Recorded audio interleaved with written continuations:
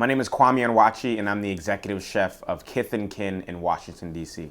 So the restaurant's an Afro-Caribbean restaurant. It takes a lot of inspiration from West Africa all the way to East, and the Caribbean, from Trinidad to Jamaica. There's also a little bit of Creole influence.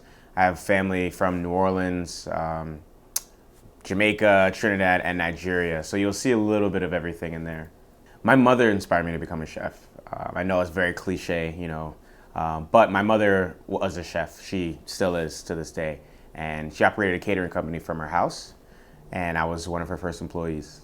My first food memory in terms of cooking food has to be eggs. The way that she taught me how to cook eggs, how to put the scrambled, fluff them with a fork, put them in the pot on, medium-low heat, and just start scraping the sides as they curdle towards the center of the pan. And that was like the first thing I learned how to cook. The first food memory I have of eating was curried goat and roti. It's a very traditional Trinidadian dish, and it's spicy, it's full of a lot of flavor. I remember having that as a kid, and like my mind exploded as a young, at a very young age. Some of the legends of the culinary world that shaped my cooking would definitely have to be the people that I've worked for, like Thomas Keller, Daniel Humm, and other great chefs like Marcus Samuelsson. These people have directly influenced the trajectory of my career, and they have a huge impact on me and the way that I cook to this day. My food philosophy is telling a story through food. Every dish on my menu tells a story. Whenever a cook or one of my chefs are presenting a dish to me, first thing I ask them is why. Why are we doing this? I don't want to hear because I think vanilla and blueberries go well together with, passion fruit and elderflower. I want to know why do you think it goes together? What memory do you have that you can associate with this dish? Because then you can sell it to me, and I would love it. And if you can sell it to me, then you can sell it to the servers. Then the servers can sell it to the guests. And then it's a full immersed dining experience. It's not just ingredients read under a label on a menu. There's something tangible that you can associate with this dish that's being presented. Just go with your heart, honestly. Everything is a learning experience. So I know when I was graduating from the CIA, I was like, oh my God, I have all these options. What should I do? And I was thinking if I made one decision, it was gonna alter everything that I have worked for up until this point. But everything is a learning experience, There's so many different fields within cooking. So even if you do something and it doesn't work out for you, don't be afraid to try something else. Or if it does work out for you, don't be afraid to then take yourself out of your comfort zone and try something else. The key to my success is putting my head down and working in the most literal sense of the word. Whether I was a commis, put my head down and work as fast and as clean as I can, to being executive chef. I still want to be the cleanest person in the kitchen. I want to be the fastest person in the kitchen. And I want to just put my head down and work. So I would say that is the key to my success, if you want to call what I have success. But the key to my trajectory and how I got here, was like how I would like to put it, is just putting my head down and working really, really hard. So, as a chef, you create this dish, and then you create a recipe book, and you create a manual for the dish so the dining room team can learn it and kitchen staff can learn it. And then you pass it off into somebody's hands and say, this is now yours, make this every single day. And every day you notice minor imperfections that drive you insane,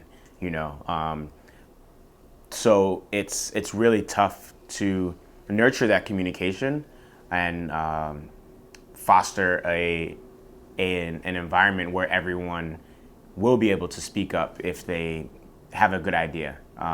So honestly, I'm still learning how to do that, and it's a work in progress every single day. It's a challenge, but I think making sure your team feels appreciated, you be hard on them for the times that they do things wrong, but really lift them up when they're doing things that are great. So we do line up every day before service, and we talk about things that went wrong, and we talk about things that went right.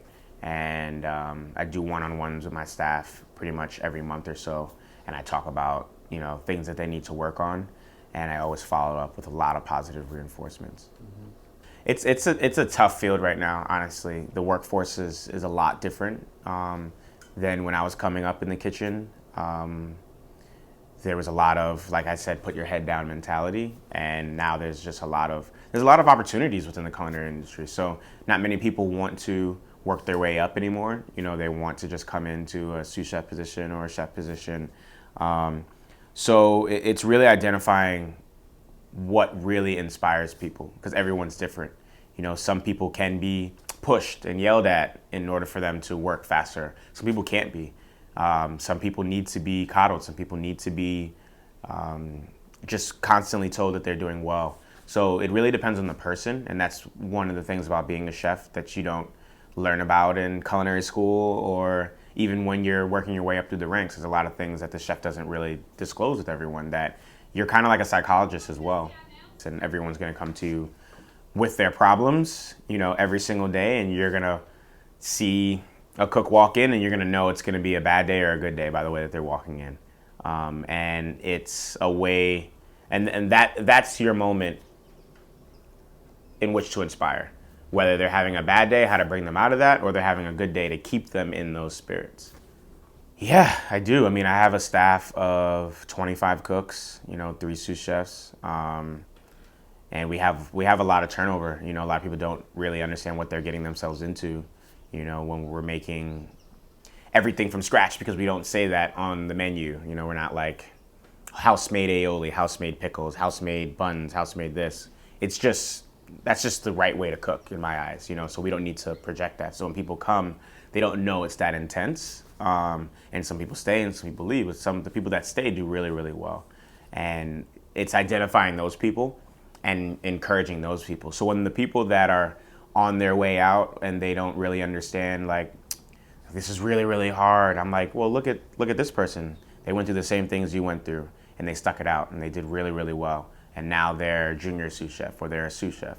So it's really identifying the people that want to be there and that really work hard, and they're like the model employee, and using that person to inspire everyone else.